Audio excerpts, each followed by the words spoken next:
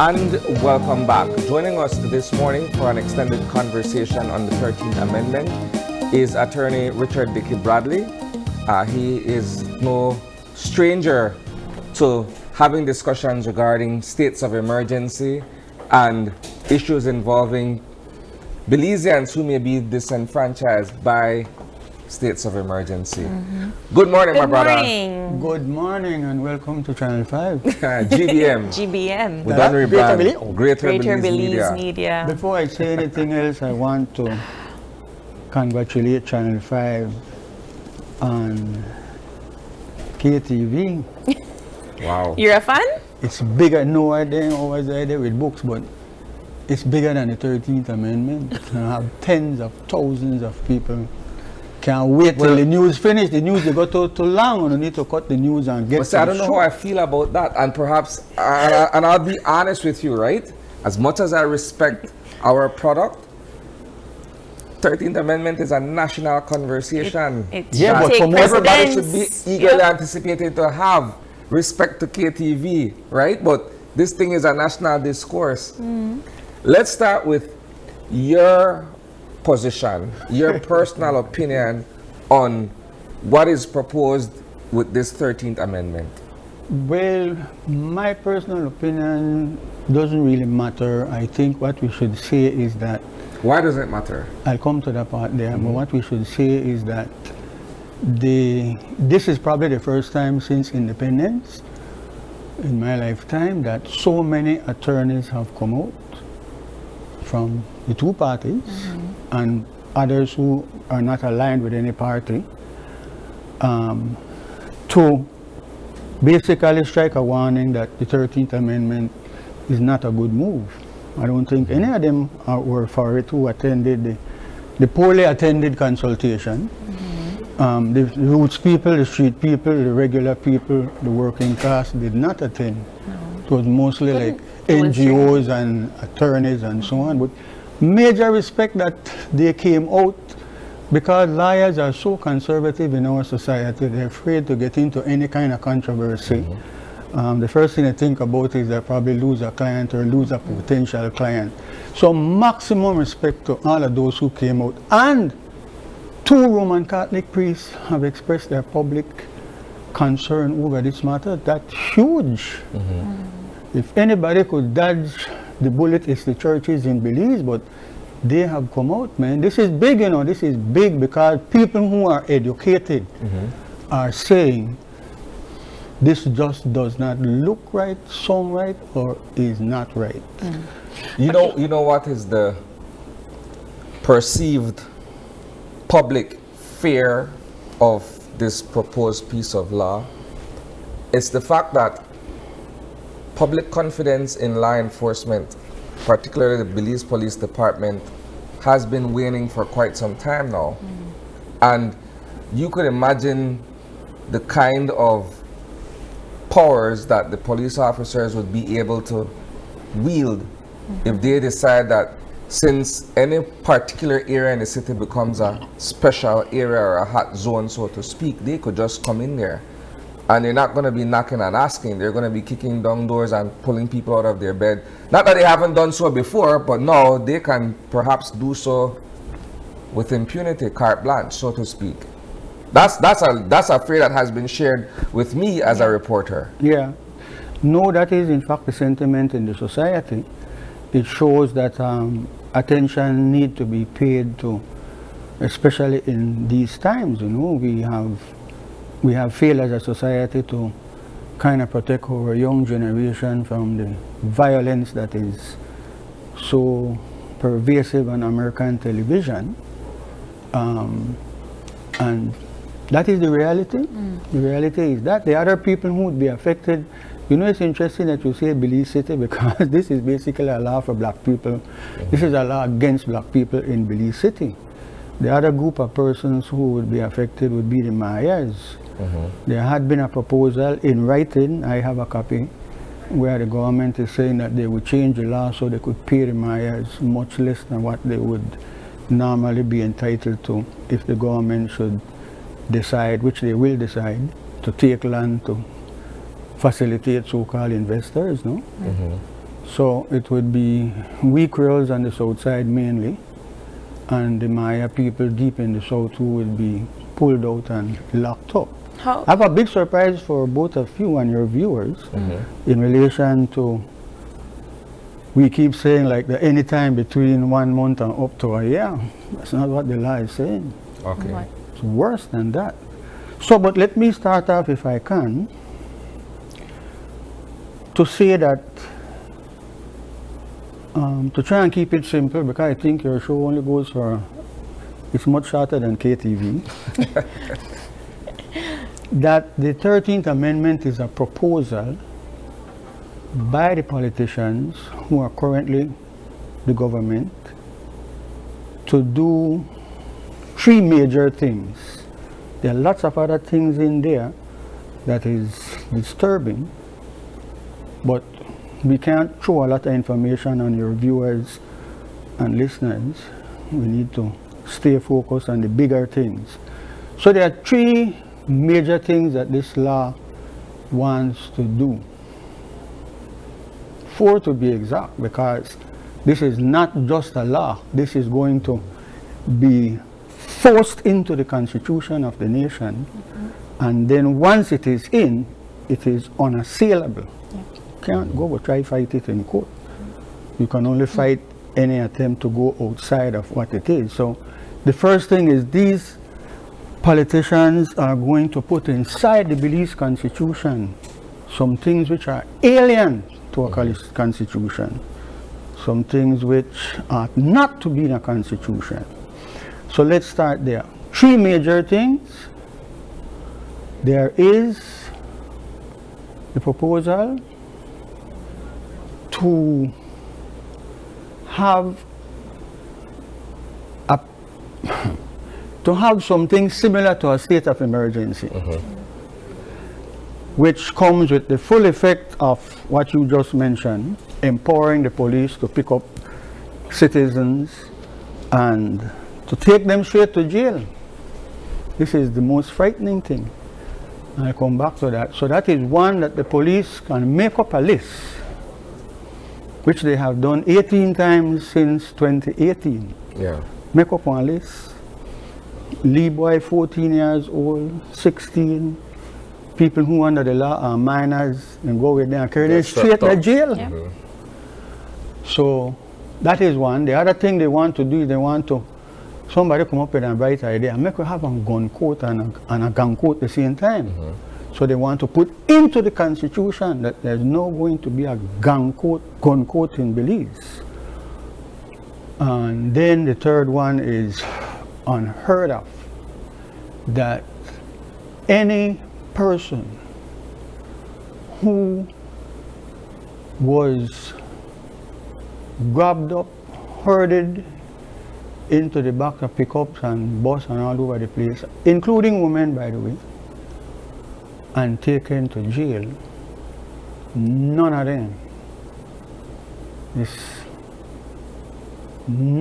cannot go to court to get a little justice against the police. Beyond a particular date that has been set. So no, because you see what is happening. Don't make that date trick you.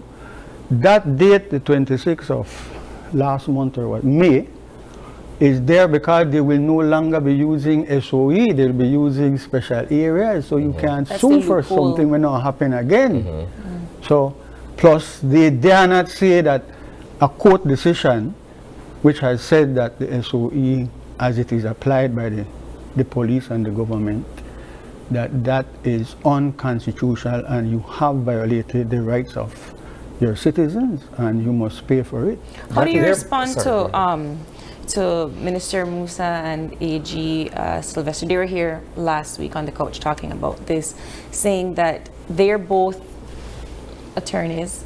They both have been on the other side of this particular argument already, and they're basically asking the public to trust them. Trust us that we are doing the right thing. How do you respond? Well, I think the law should not be based on trust. I think your colleague has just said that the trust level in our society is on a downward trajectory, and there's no sign that it will it will not continue to go on. I could just take two examples. There has been a fatal stabbing in Kikaka. Tiny little beautiful Kikaka. By 2 police officers. Many eyewitnesses and videotape exists showing that it's the police that had knife. One of the police with a knife stabbed a young man 3 times or 4 times in his side. He had to be taken to the clinic. Another one has been cut across the neck. His friends have said, boy, he has gone on the television, so he had been stabbed by the elbow and cut across the neck. The third person has lost his life. This is a big thing. The chairperson, the chair lady in Kikaka has put out a public release, which is very condemnatory of the police. And it's not just that incident. She's saying that what's going on? You people are applying brutality to the villagers. And this is not peculiar to Kikaka. So you have that, and guess what? Nobody has been arrested and charged. That not just happened day before yesterday, you know. Nobody arrested. There are eyewitnesses, there are video. In fact, the narrative had been flipped. The police are the good guys, and Sudman, the civilians, are the bad guys.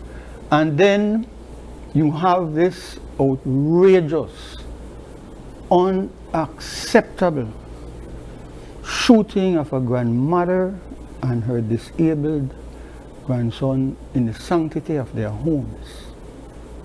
This is like, I mean, there have been a couple of incidents which have come close to being outrageous. But this has crossed the line, way, way past the line.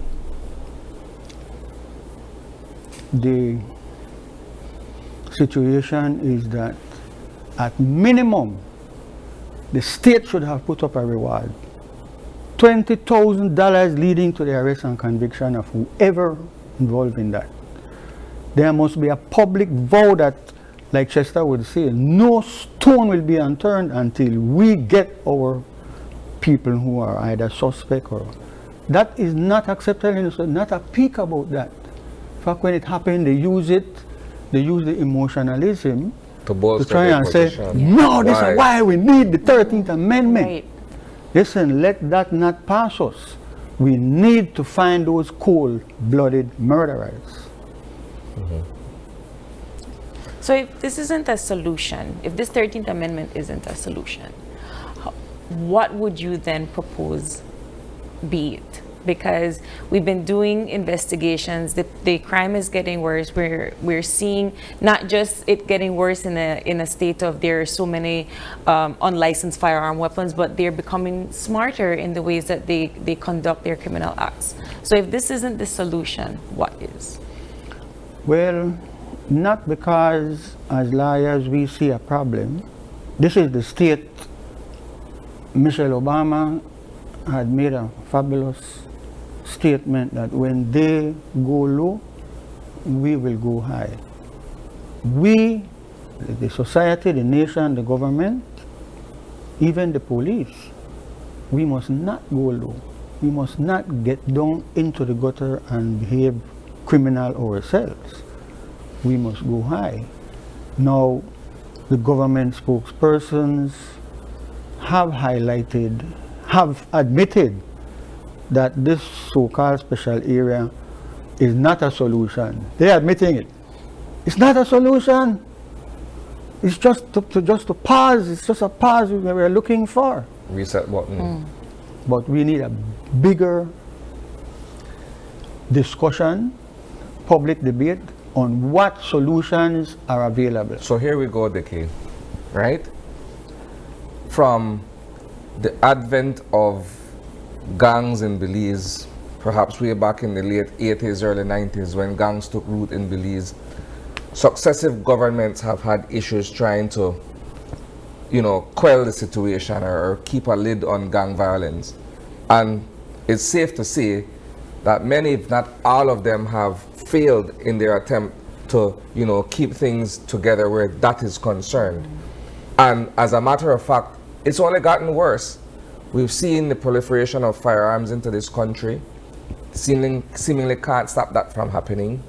We've seen many organizations come and go in terms of them trying to work with these young men who are at risk, trying to prevent them from entering into gangs. The jury is out on whether those are really effective in the grand scheme, but the problem persists. And so maybe the government is looking at this as perhaps one step closer to meaningfully addressing that. Whereas on the other hand, you're having the public, the rest of society saying, look, it's very heavy-handed if you go in that particular direction. My question is, where do we strike a balance between being able to properly address this plague that is affecting Belizean society against the fact that it could be seen as draconian if we take a certain route?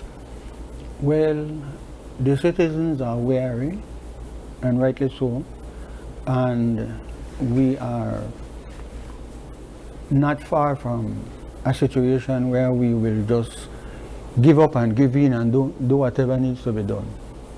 Shoot them down, ask no questions, no investigation. Any shooting down that takes place from July of 2026 up to the present is deemed to be lawful and so on. So that's where we're heading, yeah? If you could hold that question so that my colleagues, they don't scold me, let me just make some points in relation to the arguments for and perhaps a little against the 13th Amendment. The Constitution of Belize sets out a whole chapter, chapter 2, which uses words that say protection of fundamental rights and freedoms. And all, if not, well, most, 98% of the 17 or 19 rights that are listed in our Constitution, they are prefaced by the use of the words. I don't know where your camera is coming from, but you can confirm to me that you see the heading for chapter 2, protection of fundamental rights and freedoms, protection of your right. Hold it up, Dickie, we'll zoom into it. It will zoom in? All right, so yeah. It will speak for itself? Just okay, so your fundamental, these are fundamental rights and freedoms. These are not just some kind of additional thing to it. These are fundamental to a civilized society, to a nation which is ruled by law and is ruled by principles which are accepted across the civilized world. There was a time, what Bukele is doing in Salvador, he would be a pariah. He would be shunned by other nations. He'd be condemned in the United Nations.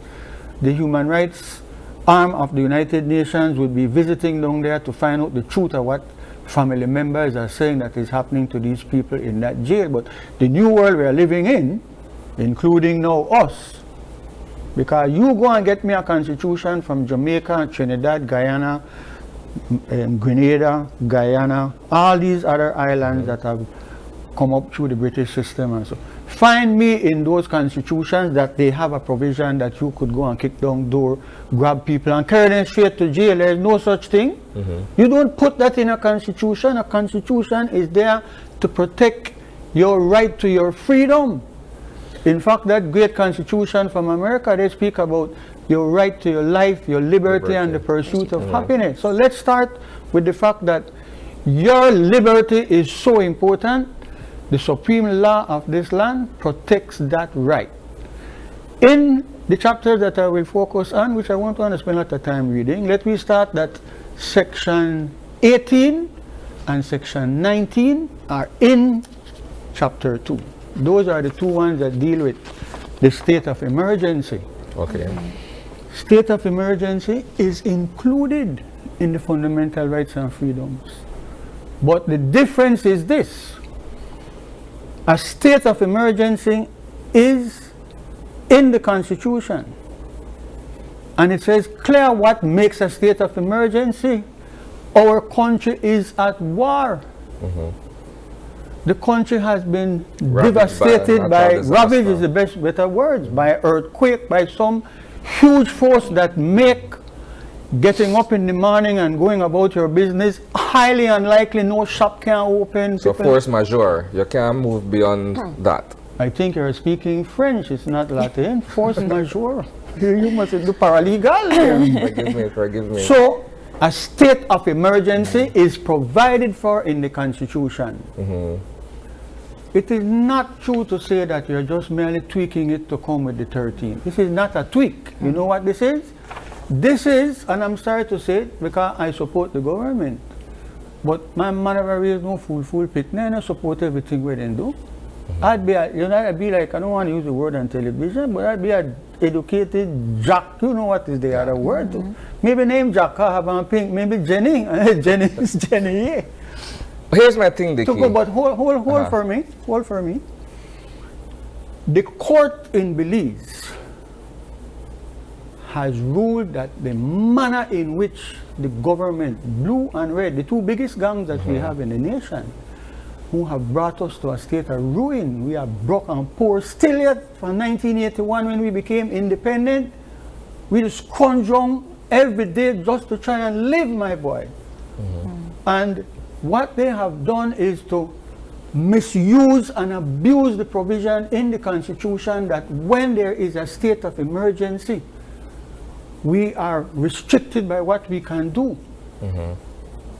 They have been abusing that from 2018. We have been crying out and saying you can't use that to do what you're doing. Something is wrong in a civilized society when you could just pick up people and carry them in jail. So what they're doing, Isani, is they are making out another type of thing like the state of emergency, because they dare not use that again because the court will strike it down and they have to pay more money. So then they come with special areas, which is just what they were doing under the state of emergency when they were not supposed to do it from the very beginning. So let's start with that provision. Secondly, if you bear with me, Section 5 of the Constitution is the one that deals with your personal liberty. And I need to emphasize a point because we see it and hear it every day. Section 5 says, among other things, any person who is arrested or detained upon reasonable suspicion of having about to commit a criminal offense and who is not released, any person who is detained or arrested on the suspicion that you are going to commit a crime or you have committed a crime and who is not released shall be brought before a court without undue delay and in any case not later than 48 hours. That is the only provision. The Constitution of Belize, like all civilized nations, have provisions. You can't detain a person, you can't arrest a person. You have 48 But hours to you finish the have charge and 48 bring them hours. to the court. You can't pick up people and carry them to a police station for 48 hours and let them go. You have But violated. you will admit though that No, I will that not has, admit. You will accept then that has happened in the past where officers pick up people who they Which suspect. in the past, that they happen right Still now. happen. Yeah. All right, fair enough. Officers pick up people who they suspect are involved in certain criminal acts, bring them up to the 48-hour point, let them go for 5 minutes, go back and grab them, make them serve another 48 and so on and so forth, which is a like- gross violation yeah. of that. Well, very the same first thing. one is a gross violation. The lawyers in our group have been suing and going to court, and the courts have been slamming the government with judgments paying 20,000, 30,000 to pick up people and get in a station. How can you do that? How is it the Constitution, the guarantee that we have our liberty and our freedom, and you could come along and pick me up and carry me down a station? And this is happening right now. Anybody go and check the police station, people are in there who are going to be I think released it- without a yeah. charge. Let me go ahead quickly. So- April. Here's my question, Dickie.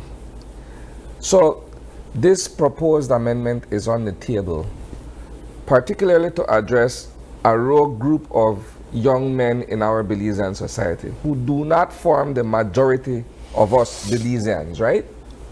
But should this become law and enshrined in our constitution, the majority of Belizeans are now subjected to this thing. It's like the good So it people would vibe. seem on the face of it severely lopsided that I have to fall under the same umbrella where then they try to use to contain a group of young men who, for all intents and purposes, seem ungovernable. Not to mention the profile. What is your take on that?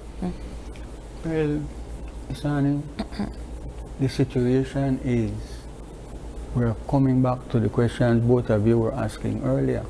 What is the alternative? What is the solution? Because the government is admitting that that is not a solution. So can we just hold that thought? Because I need to make one other point. The government is saying, why are you worried and concerned and frightened about this? One of the studies Dickie who they spread fear and not study all the liars. I'm very impressed with certain persons. I want to say Glenfield Dennison, who is the elected representative of the Trade Union Congress of Belize. Thousands of public officers and teachers, nurses, and the people that Jesus has referred to as the salt of the earth. The ordinary people are the salt of the earth. They are the ones that keep the thing going. That he has come public. That is unheard of. You know, that man is a crown counsel. He's a prosecutor. He's actually the representative. He's the king's prosecutor of these semi-colonial laws. And he has come forward and said, excuse me, why are you coming with this thing here when you already have it? The Crime Control and Criminal Justice Act has all these things that they're saying. Go into areas, lock them off, take out, search, take things, seize things. The other day we had a auction. I think they were boasting that it's like 900 on motorcycle. 900 on motorcycle, you know. Police take your car. Go right now to Queen Street, go look there.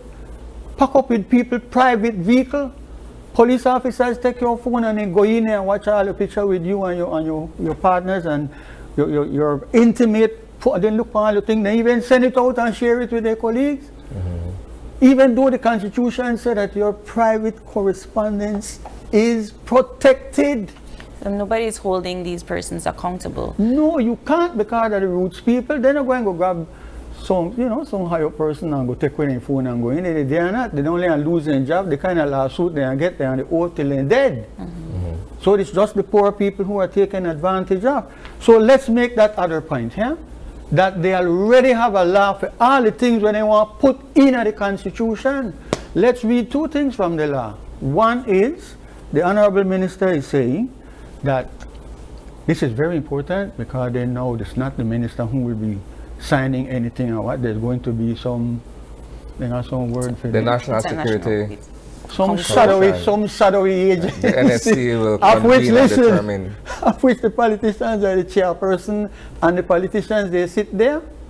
And then you have Coast Guard, Army and police. You think if the police say like, man, I need 6 months. So you're saying in essence then that the political directorate would still have the primary influence They know in still terms they of have it. Listen, let me read it. Section 12, where the minister has reasonable grounds to believe that in the interest of public safety or public order or for the purpose of preventing or detecting crime, it is requisite so to do, he may by order publish in the Gazette with the concurrence of the Crime Control Council declare that the provisions of this part shall during the force of the order so and so. And then they have the same thing when they want to come to. So there is a Crime Control Council. I want to tell your viewers and your listeners, the Crime Control Council is made up of 14 members appointed by the Prime Minister, the Minister of National Security or his rep, the Attorney General or his rep, a Justice of the Supreme Court, the word justice means judge, the Director of Public Prosecution, the Chief Magistrate, the Commissioner of Police, a representative from Ministry of Human Resources, a person nominated by tourism industry. How tourism gets in that? What crime affects tourism? It's a big thing.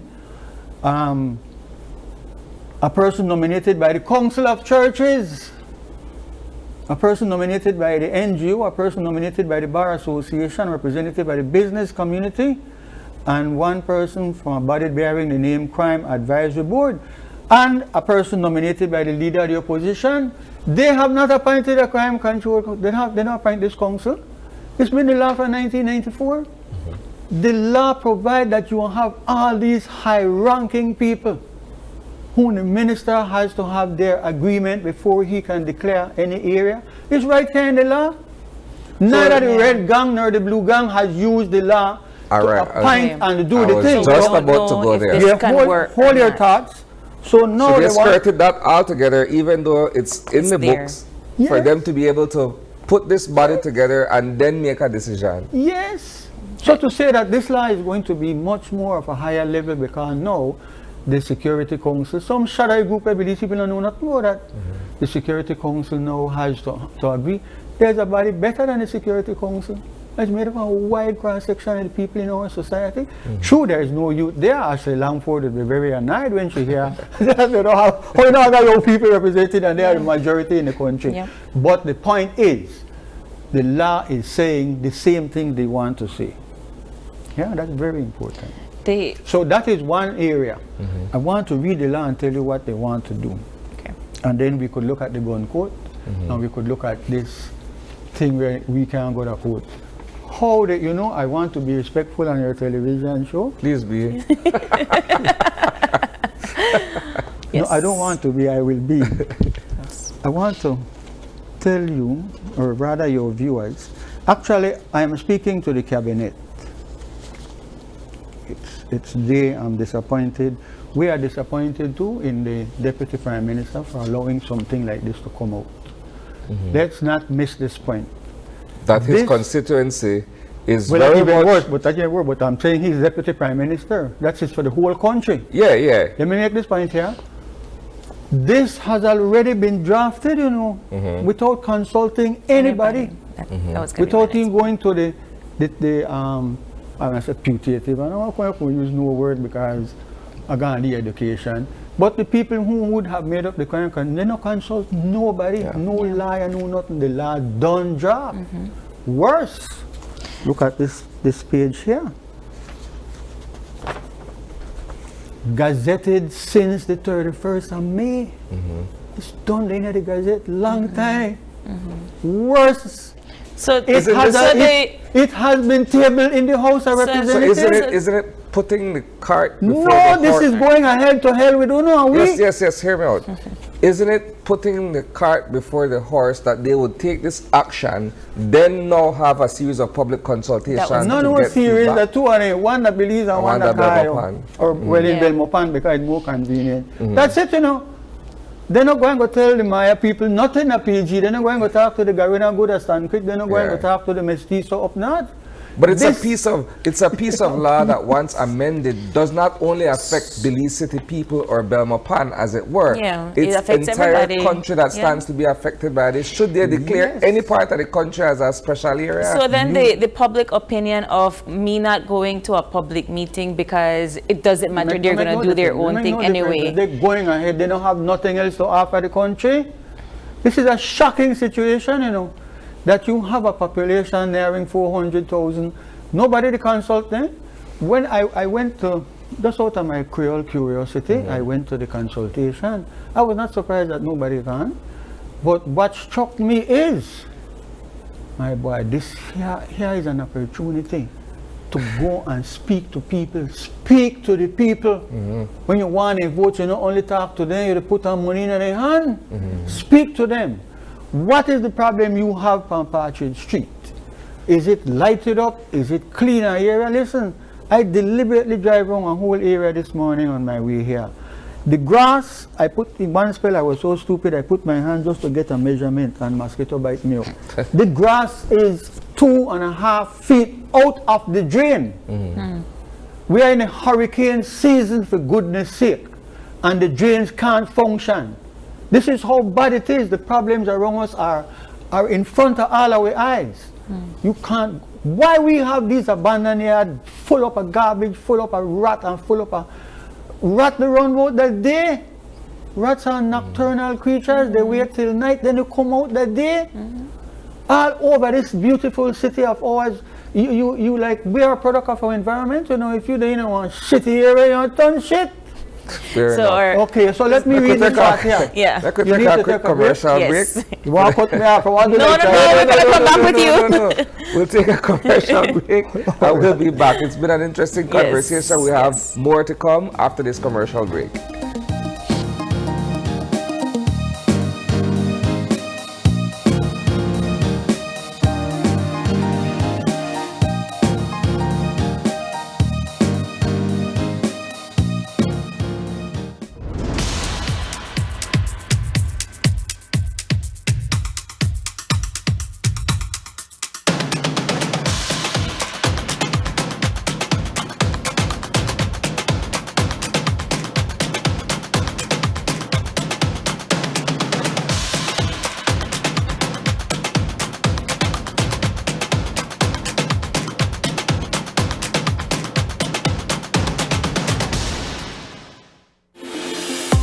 We at Fulltech Systems understand that technology isn't just a tool, it's a game changer.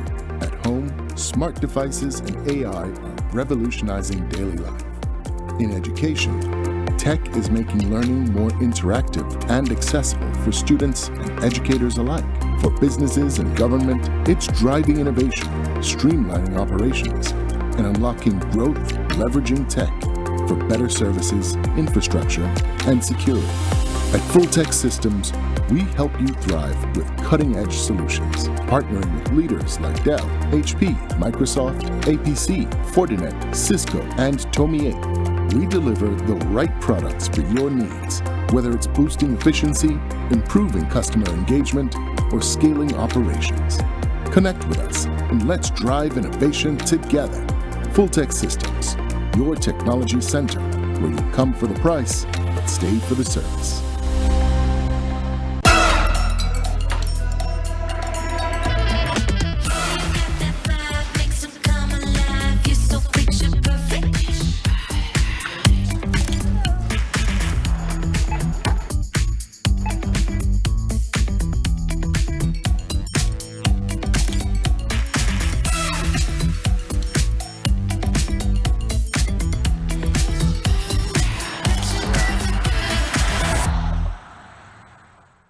As an athlete, orthopedic health is very important.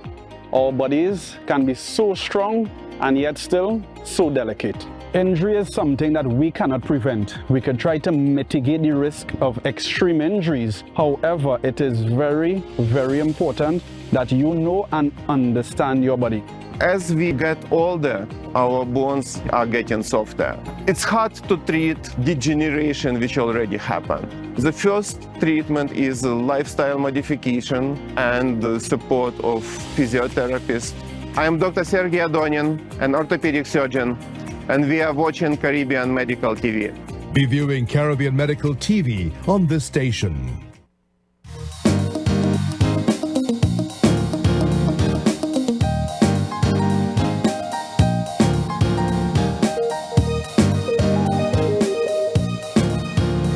And welcome back. We are continuing our conversation with attorney Richard Dickie Bradley. We're discussing the 13th Amendment and all the concerns that the Belizean citizenry has with respect of this proposed piece of law.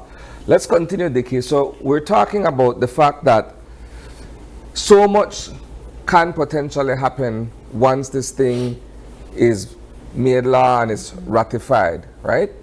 But we haven't heard from certain corners in our society. We haven't heard from the Bar Association for a proper position on this. We haven't heard from the churches. You mentioned that at the previous consultation held at the Swift Hall, two priests came and they witnessed and perhaps participated.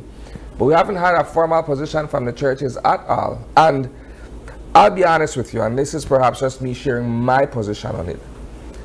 I'm not surprised. The churches have always been shy when it comes to dealing with real issues affecting Belizean people. Just my personal position on that. But this is a conversation that you should have the input of everybody across all stratas of Belizean society. But we're not having that. You went to a point earlier where you said public consultation was poorly attended. But perhaps to be fair to the issue, I've never seen, and I may be wrong, I've never seen a public meeting where hundreds of Belizeans flock to this venue to have their voices heard. It's almost easier for them to say, I'll just post something on Facebook and I'll move on with my life, as opposed to taking the time out of their day or night, if it were held in the evening, to come out and voice their opinions on the 13th Amendment. We don't have that culture. I have, against my against my own knowledge, I've brought 2 books to share with your viewers. We don't have that conversation. We're not. That's why I want to big up Channel 5 for KTV. That's a huge thing, my boy. People come and pack up in the Bliss Auditorium. Physically, they're in there. You will have to move to Marion Jones Stadium in the not too distant future. I would want to urge you all, do it with playing a musical instrument. Do it with reciting and reading your poetry works. The Turton Library, 1 day a week, right by Swing Bridge, they promote these young poets who come up. Sometimes I wait at stand quick, I'm kind of breaking the speed limit. I want to be there by the time it starts. It's exciting to hear what the young people are writing about. Love, I was going to say sex, but you know that have to come in, no? But so that is usual. But they're writing about current issues and things that are of interest to the young generation. That is not something that used to happen. That's a thing that the television station need to promote to our people. Books, you can have books. So you are saying to me, people don't come out. They used to come out, Isani. One reason they don't come out is the sake of the crime, and the same police who want to stop and sass them and rough them up and treat them so disrespectfully. There's a footage going around. I'll send it to you when I finish here. Then he kneel down for a man by his neck and kneel down for him. Got on like, you know, like when he going up on the street and he kneel down on the neck. Whatever trouble you give, you don't choke hold people anymore. We know that that is too dangerous. Don't grab people on the neck and squeeze it. And you don't do that. Somebody said that, boy, I need George Floyd. Yeah. So, all right, so they don't, but that is why, Insani, we do live in a modern society.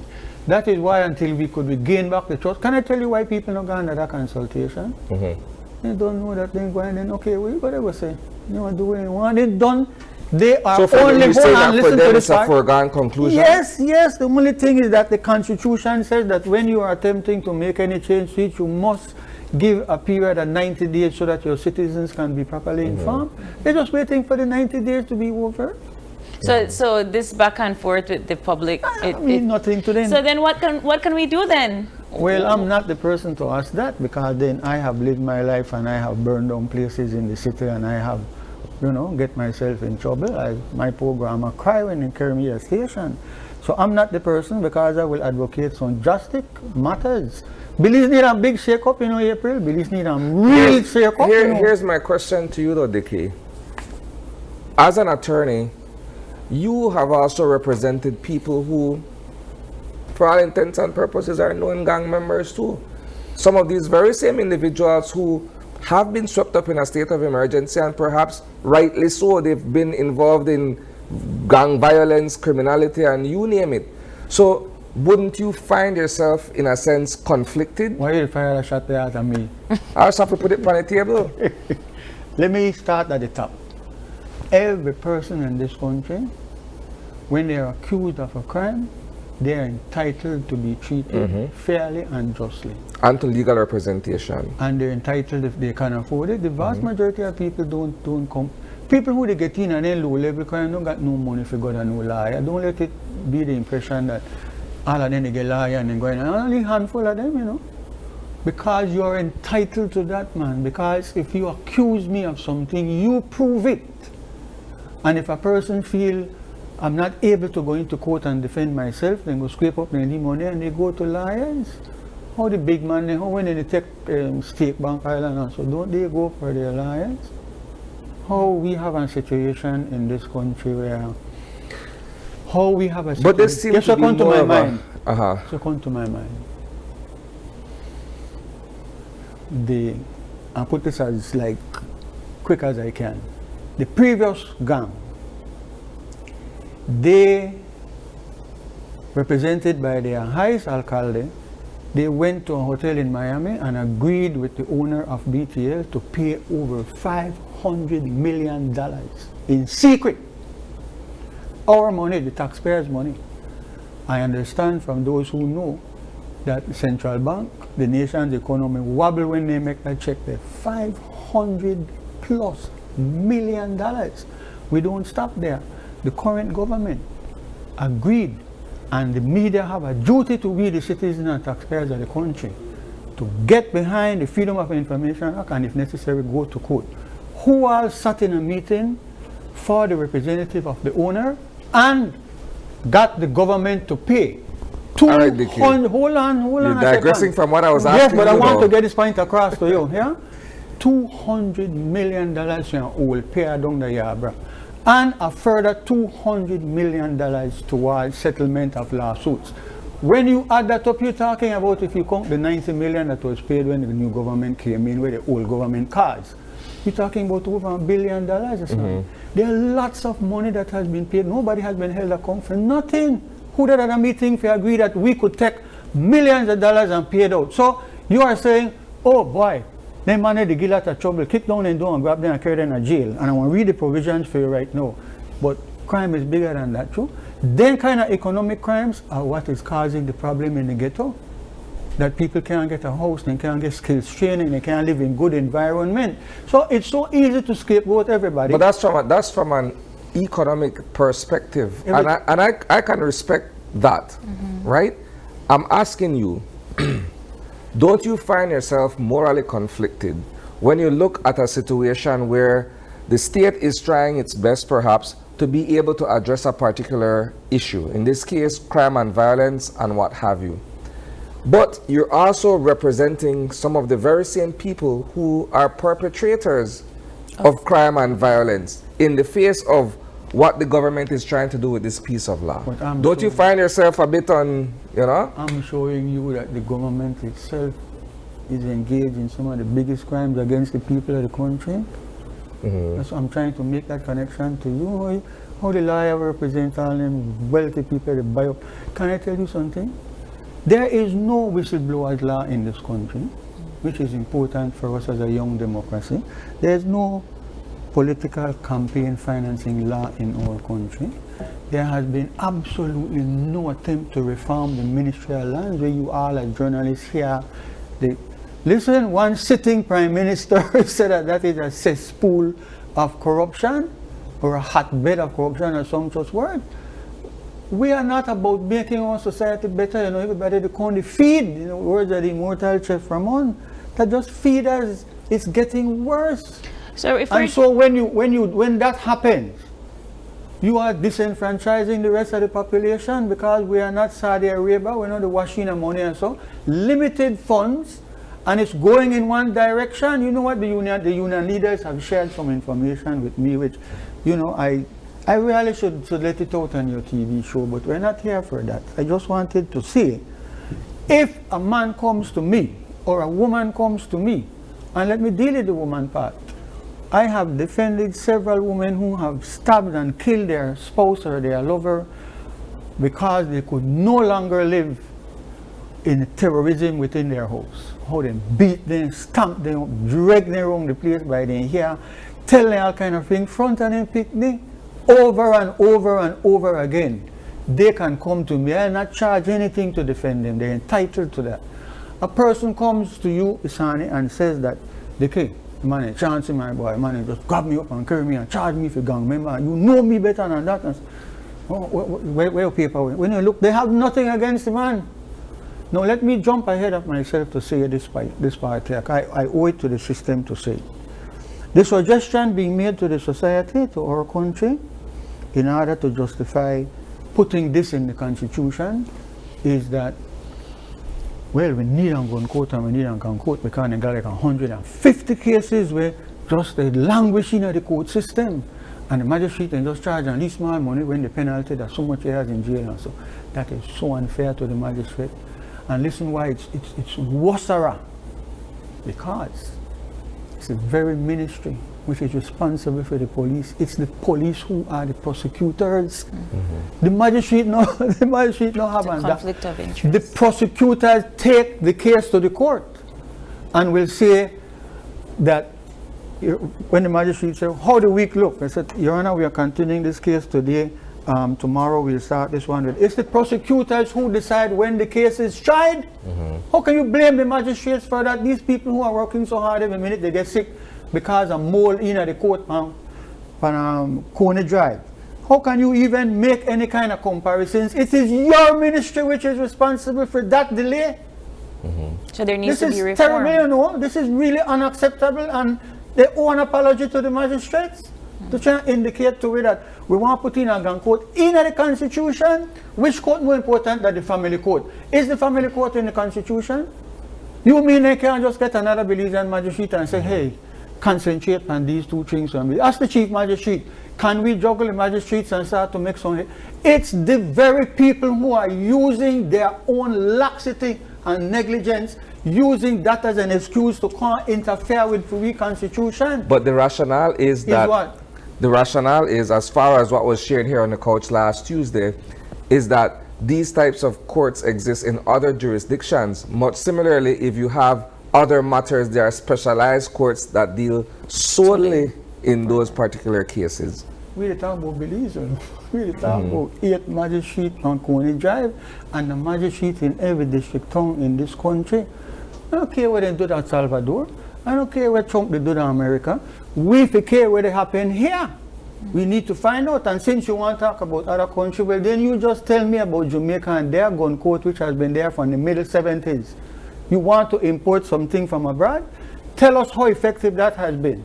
Why don't, as Leslie Mendes has pointed out on Crime Television, why don't you have an indicum?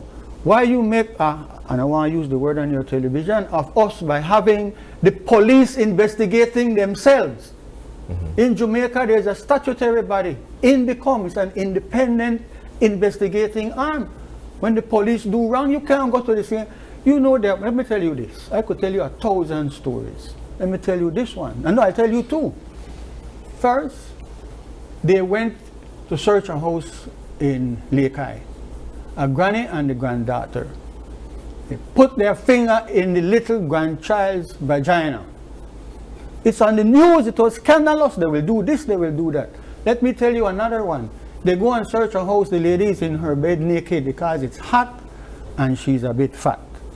They march her out with gun out of the bedroom, they go sit down in the sofa with the children.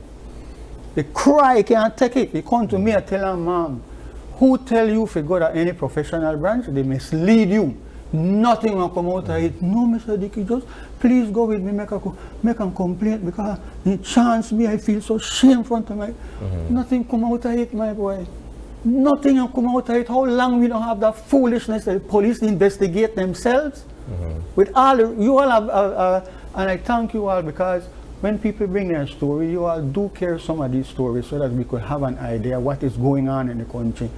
Listen, it is not highly unusual that there are rogue police officers who just abuse the fact that they have a police uniform on. It happens in the United States. It happens everywhere. Yes, so you must have what Syed Musa had when he was Prime Minister. 0 tolerance for abuse of your authority as a police officer. 0 tolerance. You can't do it in our police department. You do it, you're gone. And if you do it to an extent where you commit a crime, you will be charged for it. And if you do something because the government will have to pay, you will be surcharged and have to pay back. But the very people there that are these problems in our society, man. The very people that these issues affect Yes. are not going to come out in Thank public you. and Thank talk you. about it. Thank you. So we're basically, a chicken without its head running around. All right, How let me- can we quell the situation? How can we as citizens, because we went out to the streets, we asked them what do they know about the situation, what do they know about the 13th Amendment. A lot of them don't know.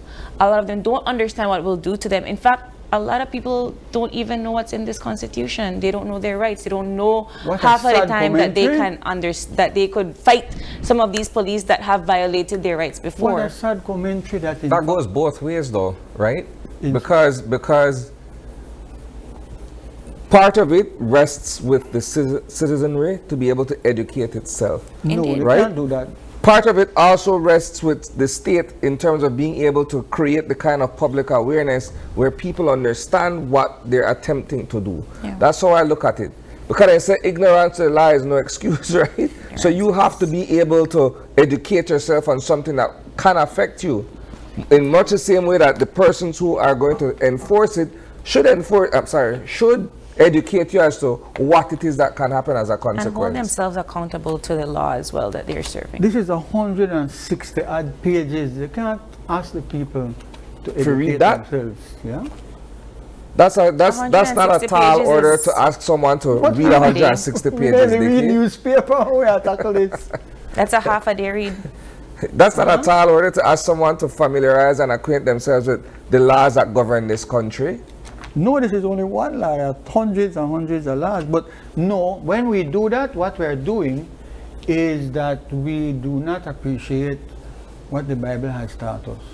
It is that some of us are shepherds and we have a responsibility to lead the flock.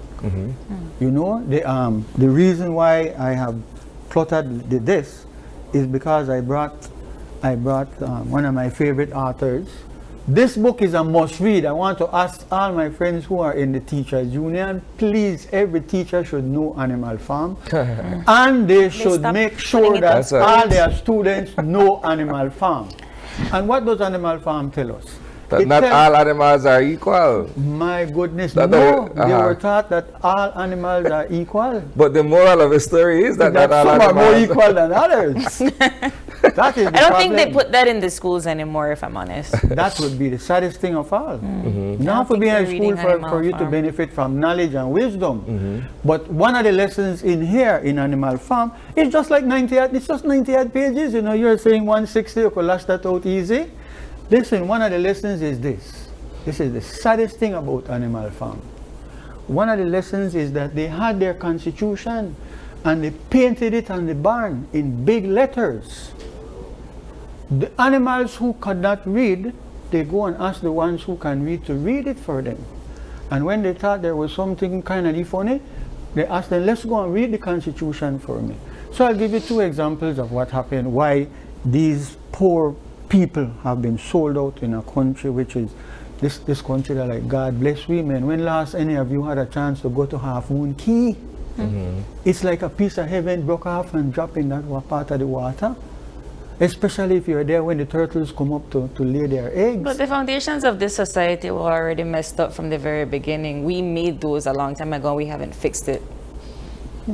That's a philosophical position. It's right? that's more on the histories of the way Yeah, that we've created Yeah. laws on a But colonial so let me tell you, society. Animal Farm. So The good George Orwell. yes man, the one and only.